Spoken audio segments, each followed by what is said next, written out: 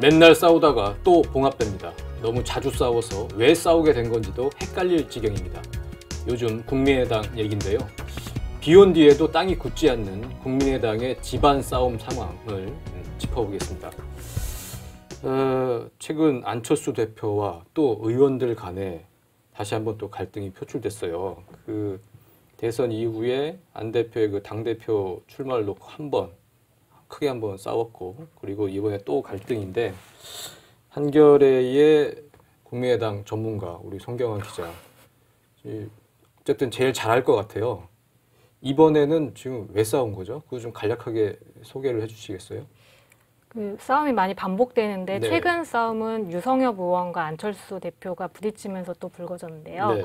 유성엽 의원이 지난 6일에 그 의원들이랑 지역위원장들이 모여있는 바이버 방에 글을 올렸습니다. 네.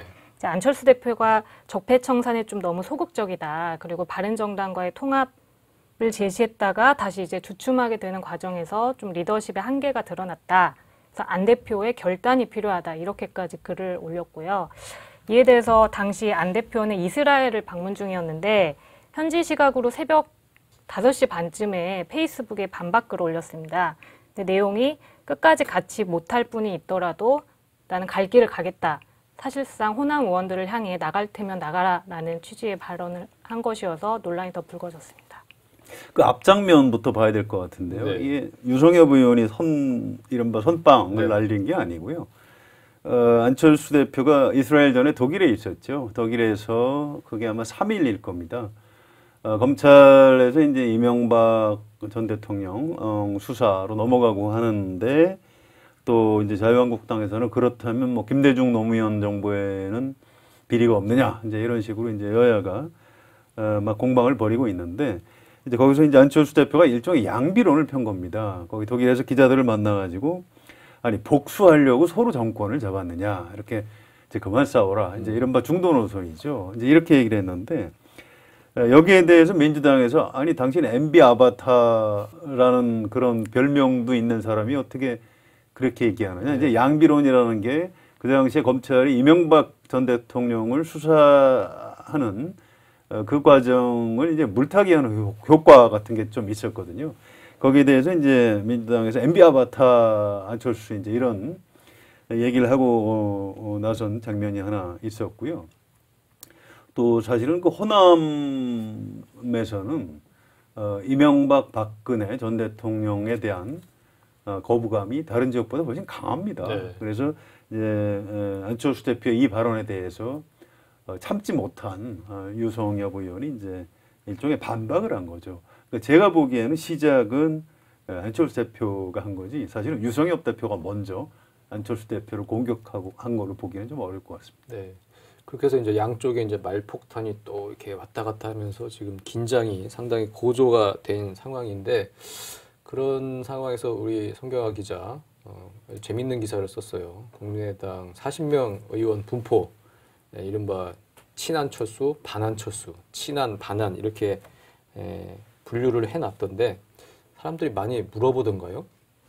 주변에서 국민의당이 40명으로 구성되어 있는데 도대체 친안이 몇 명이나 되고, 그 바른정당과의 통합을 계속 밀어붙일 경우에 나갈 사람이 몇 명이나 되냐, 굉장히 좀 숫자를 궁금해 하더라고요. 네. 그래서 좀 분류를 해봤는데 당 내에서도 뭐 관심을 가지고 반응을 보였습니다. 그 어떤 정치인을 계보로 이렇게 딱 나누기가 쉽지 않았을 것 같기도 한데, 큰 어려움은 없었어요? 큰 어려움은 없었고요. 어떤 의원들은 뭐 이제 자신에 대한 얘기는 아니지만 그 좀 더 핵심에 들어가고 싶어하는 의원이 있는데 못 들어가서 서운해 하더라라는 식으로 이제 반응을 전달한 의원도 있었고. 그 핵심이라는 건 친한 핵심. 예. 서운해할 것 같다라고 이제 평가한 의원도 있었고, 어떤 의원은 이 의원이 친한에 분류가 됐고 겉에서 보긴 물론 그렇지만 이 속마음까지 들여다본 것 맞느냐, 아닐 수도 있다, 이렇게 좀 반박을 제기한 의원도 있고, 뭐 반응이 다양했습니다. 친안철수하고 반안철수가 대략 몇 명 정도 됩니까? 최소한으로 분류했는데 한 15명 안쪽으로 각각 분류할 수 있었고, 한 10명 정도는 좀 분류하기 어려웠죠. 예. 15대 10 정도? 네네. 네, 알겠습니다.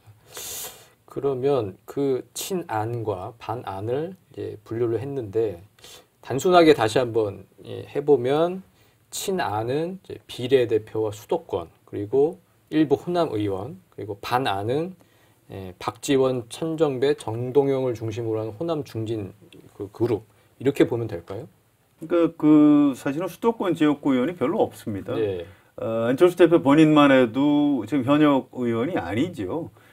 김성식 의원 그리고 민주당에서 넘어온 이현주 의원, 최명길 의원 이 정도가 이제 수도권 의원의 전부라고 볼 수 있는 거고요. 아무튼 수도권 지역구 의원 3명에다가 이제 비례대표 의원 중에는 좀 다수가 이른바 안철수계라고 볼 수 있을 것 같고요. 국민의당의 그 대다수를 차지하고 있는 지역구, 호남 지역구 의원들은 다수가 지금 반안철수 쪽에 서 있는 것이다. 이렇게 크게 보면 그렇게 볼 수 있을 것 같습니다. 네. 어쨌든 이 국민의당은 안철수 대표가 이제 창업주이고요. 안철수 대표에 대한 호오, 선호가 대선을 거치고 또 그 이후에 갑자기 또 당대표 출마를 선언하면서 그때부터 또 여러 가지 이제 분화가 됐다고 봐야겠죠. 예, 대선 때는 그나마 이제 기존 갈등을 조금은 봉합을 하면서 뭉치는 경향이 물론 이제 다른 캠프에 비해서 또 덜 뭉치긴 했지만 그나마 가능했었는데요. 네.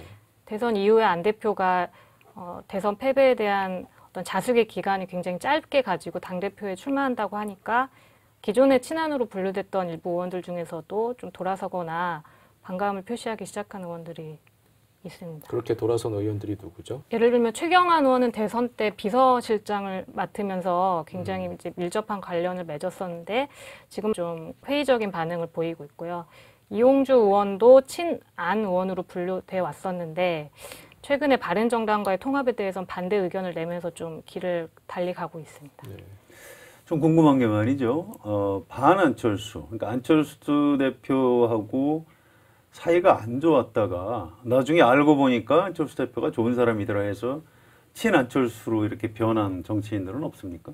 예, 아직은 없는 것 같아요. 예, 이게 굉장히 좀 특이한 현상인데요. 네. 사실은 안철수 대표가 있고 2011년, 2012년부터 그랬었습니다. 그 당시에 여러 사람들이 안철수 대표와 가까웠다가 이제 멀어지고 이런 안철수 대표 입장에서 보면 이제 악순환이 좀 반복되고 있는 것이고요.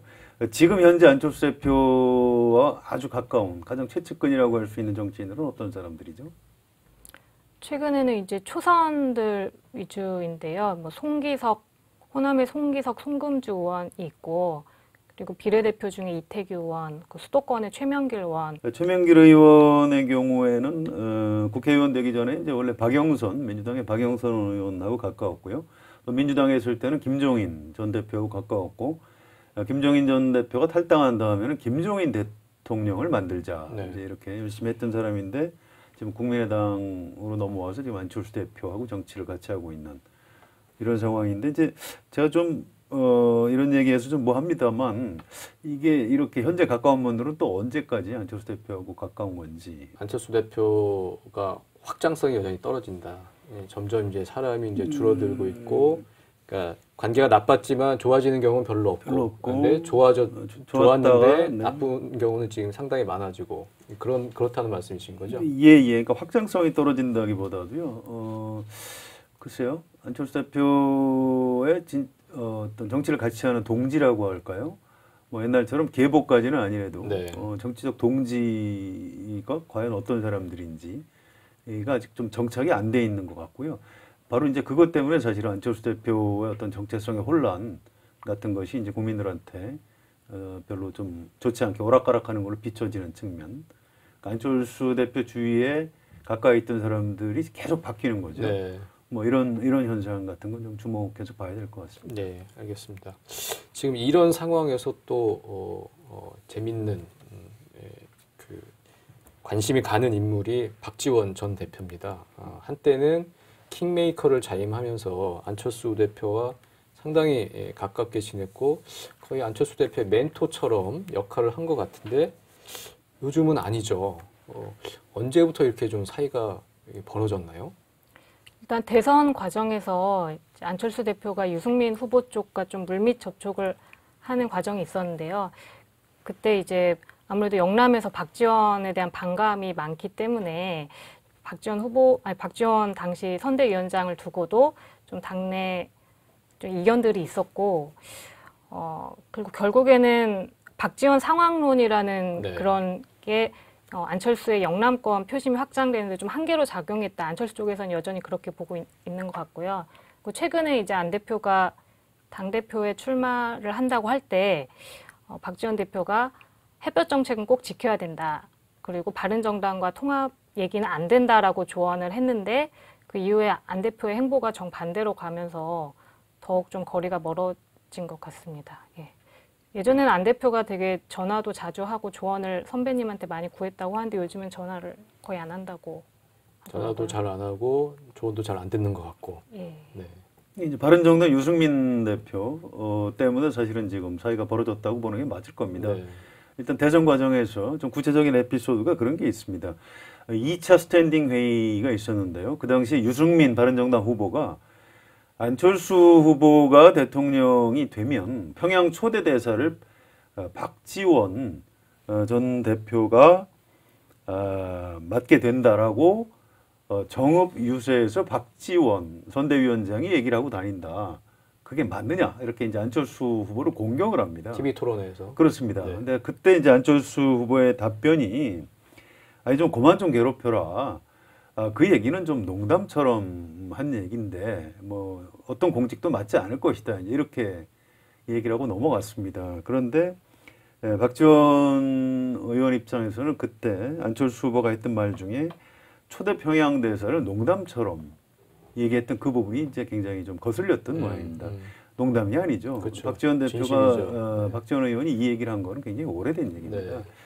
네. 자기로서 굉장히 중요한 어떤 정치적인 정체성의 문제인데 그걸 이제 농담으로 좀 폄하하는 걸 보고 그때 좀 마음이 상했고요. 이게 단순한 에피소드가 아니고 사실은 호남, 박지원 이런 쪽에서 가지고 있는 어떤 가치관과 정체성과 또 안철수라는 정치인이 가지고 있는 어떤 정치적인 노선과 어쩌면 본질적인 차이가 있는지도 모른다. 이런 것들이 이제 그 장면으로 노출이 됐던 거고요.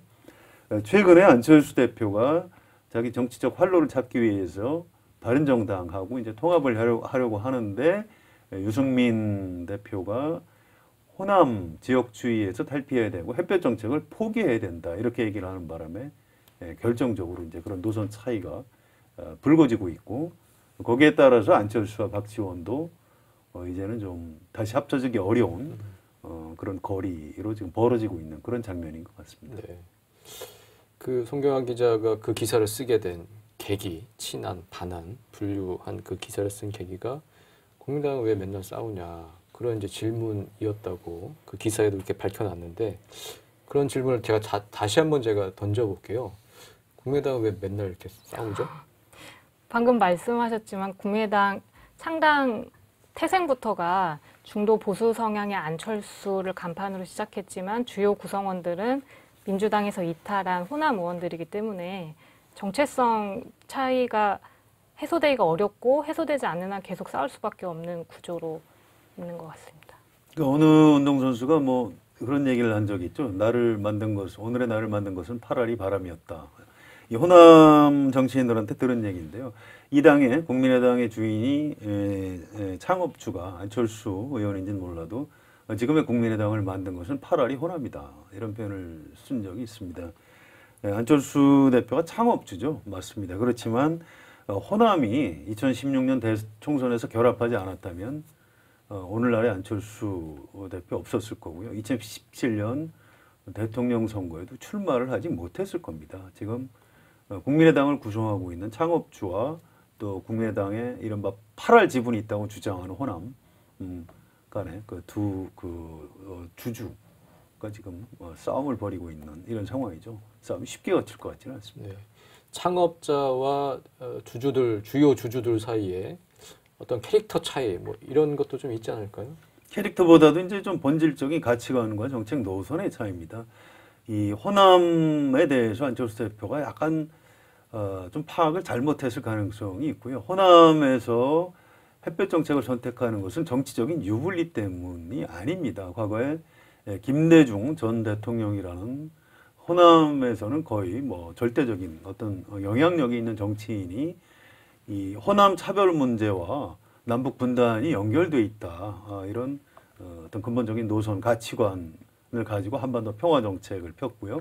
그래서 호남에서 한반도 평화에 대해서 찬성하는 여론이 압도적으로 높은 이유가 거기 있는 겁니다. 그런데 안철수 대표는 그런 부분에 대한 아마 정찰은 조금 부족했을 가능성이 있고요. 호남이라는 지역과 호남의 의석이라는 실리가 필요했던 거죠. 그런데 그 호남이라는 지역 안에 가지고 있는 가치관과 정책 노선이 뭔지에 대한 생각은 좀 달랐던 것 같고요. 지금 그 부분이 마찰을 일으키고 있는 것이 아닌가 싶습니다. 네. 11월 21일 당의 진로를 놓고 이제 끝장 토론을 벌인다고 합니다. 최근 불거진 뭐 바른정당과의 통합 문제라든지 그 상황에서 벌어진 갈등 뭐 이런 부분을 이제 허심탄회하게 얘기를 해보자 이런 취지로 토론이 이뤄진다고 하는데 여전히 지금 분위기는 안 좋고요. 지금 뭐 여러 차례 뭐 이혼 얘기도 나오고 이혼 도장을 찍네 마네 뭐 이런 상황이었는데 이번엔 어떨까요? 이렇게 또 봉합이 될까요? 아니면 이번엔 정말 파경? 어떻게 보세요? 일단 그날 어떤 결론이 날 거라고 보는 의원들은 많진 않고요. 일단 바른정당과의 통합에 부정적인 반대파 의원들은 안 대표가 또 계속 그런 얘기를 주장을 하면 물러나라, 비대위 체제로 전환하겠다라고 제안을 할 예정이라고 지금 준비를 하고 있고요. 반면 안철수 쪽 의원들은 이제 당 의원 확장에 계속 호남 의원들이 반대를 하면 그쪽이 나가는 게 맞다라는 얘기를 하면서 서로 좀 맞붙을 예정이어서요. 이래저래 그날 많이 좀 시끄러울 것 같습니다. 이제 비례대표들은 탈당을 하면 의원직을 잃습니다. 네. 박지원 의원 같은 경우에 탈당할 수 없는 거고요. 지금 서로 우리가 주인이니까 당신이 나가라. 이런 주장을 하고 있습니다. 그래서 바른정당 같은 경우에는 뭐 난 유승민 싫다. 그래서 이제 탈당을 해서 자유한국당으로 갈 수 있는 선택지가 있지만 지금 국민의당에는 안철수 대표가 주변 사람들도 마찬가지고요. 또 역시 호남 국회의원들도 탈당하기가 쉽지가 않습니다. 탈당한다고 민주당이 지금 받아준다는 보장도 네. 없고요. 따라서 이제 서로 나가라, 당신 나가라, 네가 나가라. 이렇게 네가 나가라. 약간 좀 속된 표현이지만 이런 말싸움을 하면서 그러나 또 봉합될 수는 없는. 아까 말씀드렸듯이 어떤 가치관의 차이가 너무 크죠. 안철수라는 정치인은 중도 보수인 거고요. 호남은 어쨌든 민주개혁 노선이라고 봐야 됩니다. 이 노선 차이가 지금 봉합될 가능성은 별로 없기 때문에 이번 싸움, 이번 내홍은 좀 굉장히 좀 오래 갈 것 같습니다. 네. 상당히 치열한 정말 육박전이 벌어질 것 같은데 정치는 다양한 이해관계에서 발생하는 갈등을 조정하는 일입니다. 건전한 정당일수록 갈등이 품격 있게 관리되겠죠. 그게 안 될 바엔 깨끗하게 갈라서서 새 출발하는 것도 나쁜 방법이 아닐 것 같습니다. 정치 오늘은 여기까지입니다. 감사합니다.